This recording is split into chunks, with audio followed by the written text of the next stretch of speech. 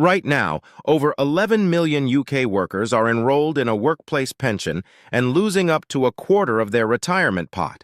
Not because of market crashes, not because of bad luck, but because of a default setting they never bothered to change. That could mean the difference between retiring at 60 and retiring at 70. And the worst part is, almost nobody is talking about it. If you've got a workplace pension and you've never once logged in to check it, this video is probably the most valuable 10 minutes you'll spend this month. I'm going to walk you through 5 auto-enrollment mistakes that are silently destroying your retirement and exactly what to do about each one. Starting today, let's get into it. So first, let's quickly understand what auto-enrollment actually is.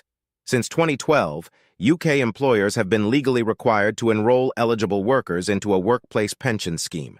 You contribute a minimum of 5% of your qualifying earnings, your employer adds at least 3%, and the government tops it up with tax relief. Sounds brilliant, right? Here's the problem. The system was designed to get people saving something, not to get people saving enough. And because most people set it and forget it on day one of a new job, they're sleepwalking into a retirement shortfall that could cost them tens of thousands of pounds. Let me show you exactly how. Mistake number 1. Sticking with the bare minimum contribution. The default auto-enrollment rate is 8% total, with 5% coming from you and 3% from your employer. Most people never touch this. But let's run the numbers on someone earning £35,000 a year. At the minimum 5% employee contribution, you're putting in roughly £117 a month after the qualifying earnings threshold. Over a 30-year career with average growth of 5%, that gives you a pot of around £97,000. Bump your contribution to just 10%, an extra 100 or so a month, and that pot jumps to over £160,000. That is a 65% bigger retirement for the cost of skipping a few takeaways each week. Here's what most people don't realize. Many employers will match your extra contributions up to a cap. If your employer matches up to 6% and you're only putting in 5%, you are literally leaving free money on the table every single payday. Log into your pension provider's website today or speak to your HR department and find out your employer's matching cap. This alone could be worth thousands. Mistake number 2, ignoring the default investment fund. When you get auto-enrolled, your money gets dumped into a default fund. For most of the big providers like Nest, Now Pensions, or the People's Pension, this default fund is designed to be safe and suitable for everyone. But suitable for everyone means optimized for no one. Default funds are often heavily weighted towards bonds and conservative assets, especially as you get older through something called lifestyling or target date glide paths.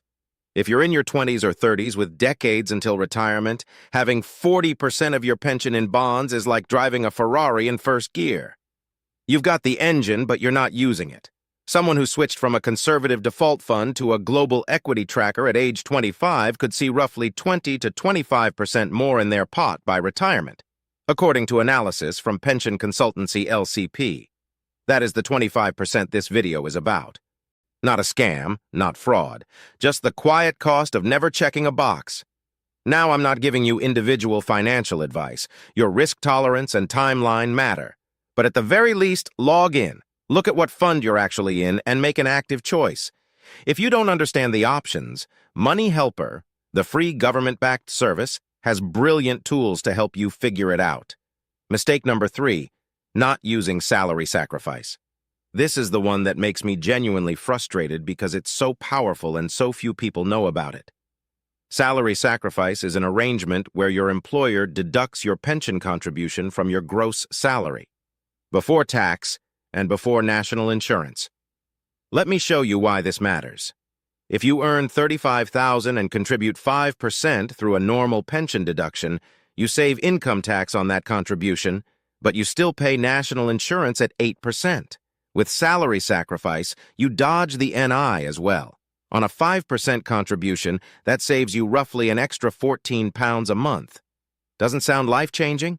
Over 30 years with investment growth, that £14 a month becomes over £9,000 extra in your pension pot, just from the NI saving alone.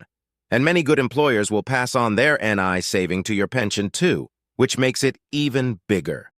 Ask your employer if salary sacrifice is available. If they offer it and you're not using it, you're overpaying tax for no reason.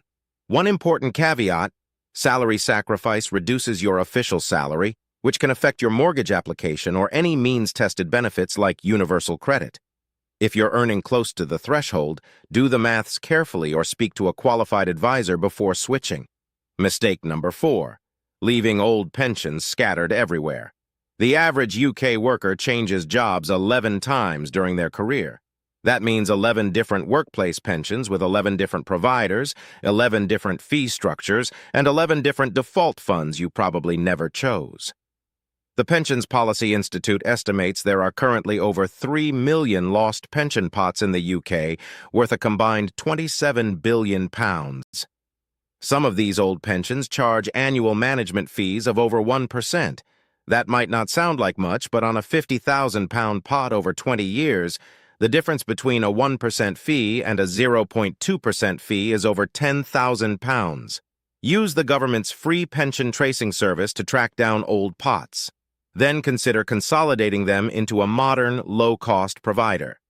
PensionBee makes this very straightforward. Or you could transfer into a SIPP with Vanguard UK or Interactive Investor, where you'll get access to low-cost global index trackers. Just make sure you check for any exit fees or guaranteed annuity rates before transferring. You don't want to give up valuable benefits by accident. Mistake number 5. Treating your pension like it doesn't exist until you're 55.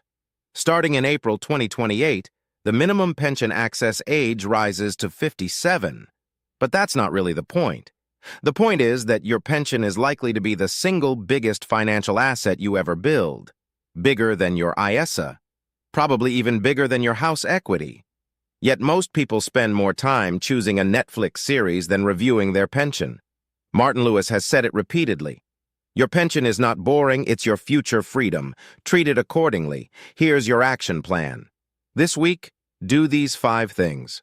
1. Log into your workplace pension and check your contribution rate. 2. Find out your employer's matching cap and increase contributions to hit it.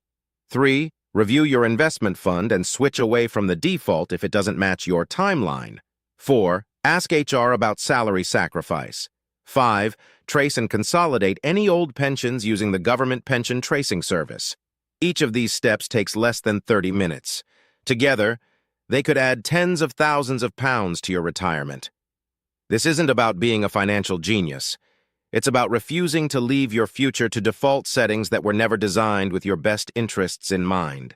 If this helped you, smash the subscribe button because next week we're breaking down exactly how much you actually need in your pension to retire comfortably in the UK.